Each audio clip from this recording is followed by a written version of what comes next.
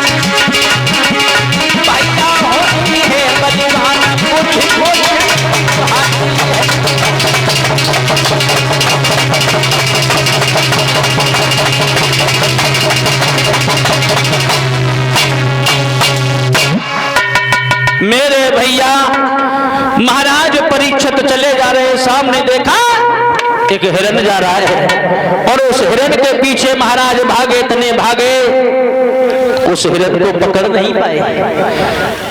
घनघोर जंगल में पहुंचे हैं जा करके महाराज परीक्षित, इतना तेज अश्वभग आया है लेकिन उस हिरण को पकड़ नहीं पाए। मेरे भैया हिरण तो निकल गया, महाराज परीक्षित खड़े रह गए। महाराज परीक्षित को बहुत तेज प्यास लगी है और जब राजा परीक्षित को प्यास लगी है, सामने देखा है एक कुआं है और एक कुआं के पास एक महात्मा बैठा हुआ है, अपना भजन कर रहा है। उस महात्मा का नाम है लोमस ऋषि और लोमस ऋषि जो है भगवान के भजन में लीन है। लेकिन महाराज परीक्षित जिनके सर पे मुकुट था और कलयुग का वास्ता बुद्धि खराब हो गई, महाराज परीक्षित कहने लगे हमें इतनी तेज प्यास लगी है, मैं इस राज्य का राजा हूँ, तेरी बुद्धि खराब हो गई, तू मुझे पानी की नहीं पूछ रहा है, तू बाबा है, भोग बनाए बैठा हुआ है। मेरे भैया महाराज परीक्षित कहने लगे अरे बाबा तेरी बुद्धि खराब हो गई, लेकिन याद रखना लोगों, संत की निंदा कर फल ऐसा, जरे नगर नाथ कर जैसा।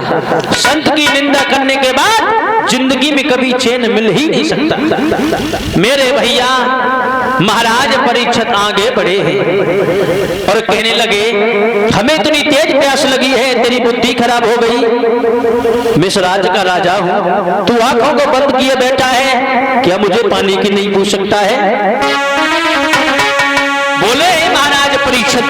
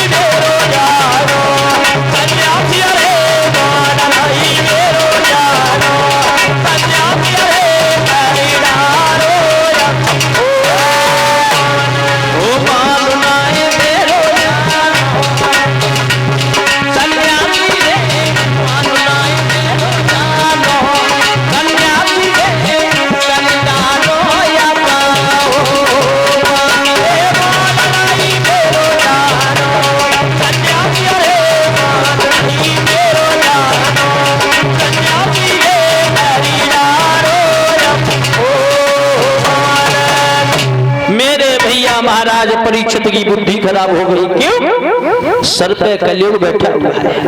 कहने लगे अरे बाबा तेरी बुद्धि खराब हो गई है, हम इस राज्य के राजा हैं, हम सामने खड़े तू भगवान का भजन कर रहा है, अरे तू मुझे पागल बना रहा है। मेरे भैया महाराज परीक्षित आगे बढ़े हैं और अपने धनुष पर बाण रखा है, रखने के बाद उस बाण की नोक से एक मृत सर्प पड़ा हुआ था। महाराज वो उठाया और महाराज लोमश ऋषि के गले में डाल दिया। अरे भैया, जैसे ही डाला है महाराज परीक्षित वहां से चले आए हैं और जैसे ही अपने सर से महाराज मुकुट को उतारा है, जब सर से मुकुट उतारा है महाराज परीक्षित ने तो बुद्धि खुल गई। कहने लगे मैंने एक संत का अनादर किया है। अरे हमने ये क्या कर दिया मेरे भैया। आज वहां से कुछ लड़के भागे, श्रृंगी ऋषि को बताया है जाकर के। श्रृंगी ऋषि बड़े ही तमोगुणी महात्मा थे। कहने लगे हमारे पिताजी के गले में मृत सर्प डाल दिया। ओरे राजा, तूने एक महात्मा का अपमान किया है, तू बच नहीं सकता है। हाथों में जल लिया है। कहने लगे एक बूढ़ा महात्मा तुझे मजाक करने के लिए सूझा था, तूने से बूढ़े महात्मा के साथ में बेहुदा मजाक किया, जा मैं तुझे श्राप देता हूं। और महाराज परीक्षित को श्राप देने लगे ही श्रृंगी ऋषि।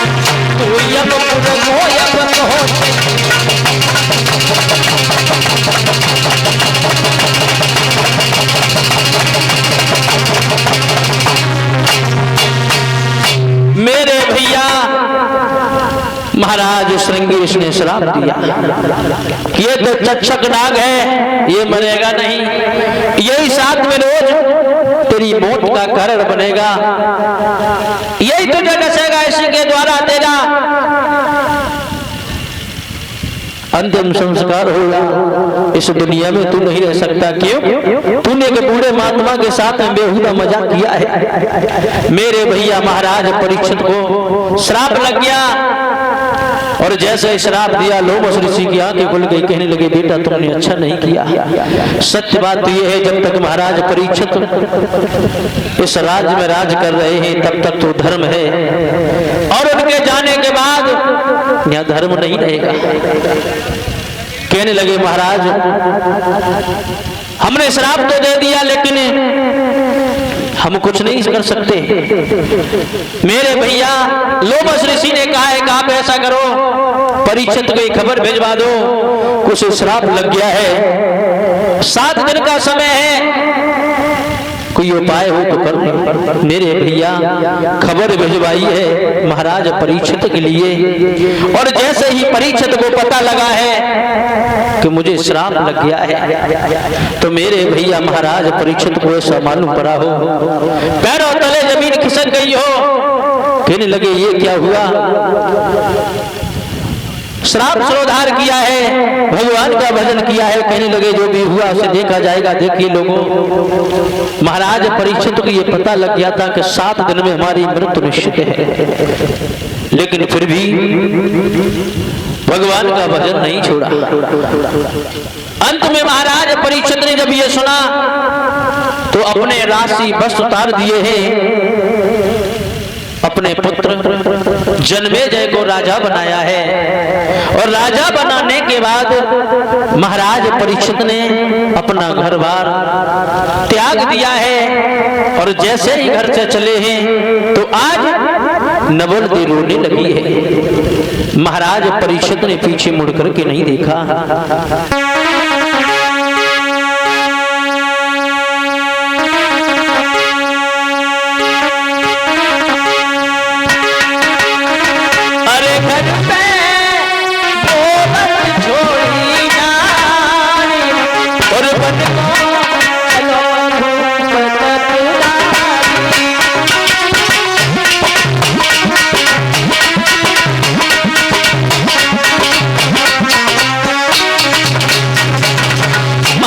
परीक्षित ने तनिक देर नहीं की,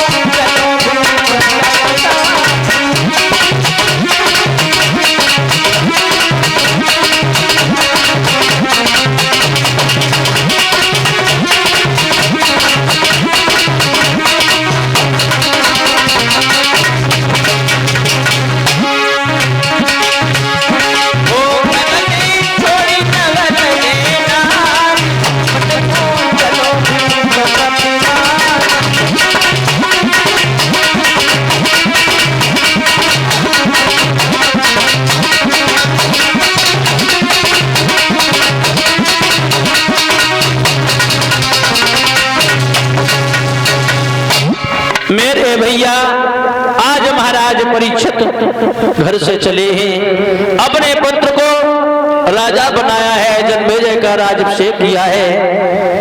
देखिए लोगों, पल भर में राजा से आज सन्यासी बन गए हैं। मेरे भैया महाराज परीक्षित कहते हैं, होनी तो होके रहे अनहोनी ना होए, और जो भी लिखा नसीब में मेट सके ना।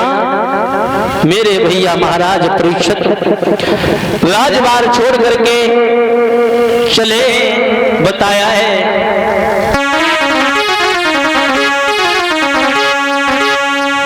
किसी दिन खाक के अंदर हमें भी घर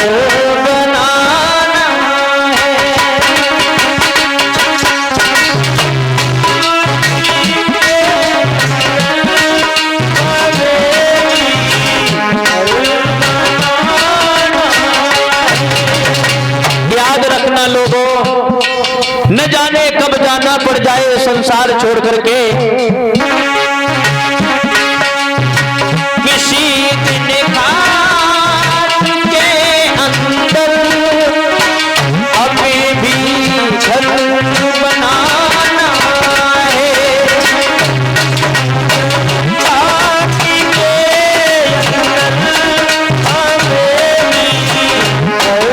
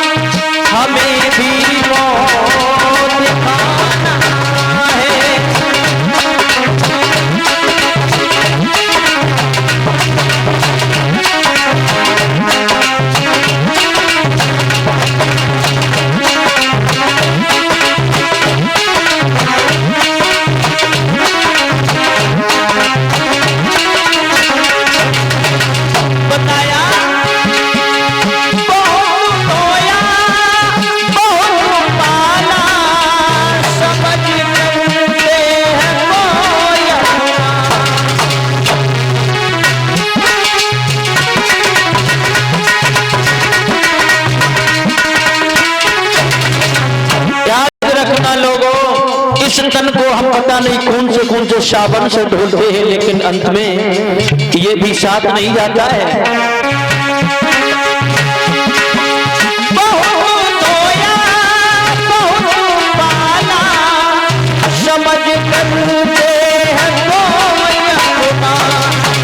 लेकिन परीक्षित महाराज,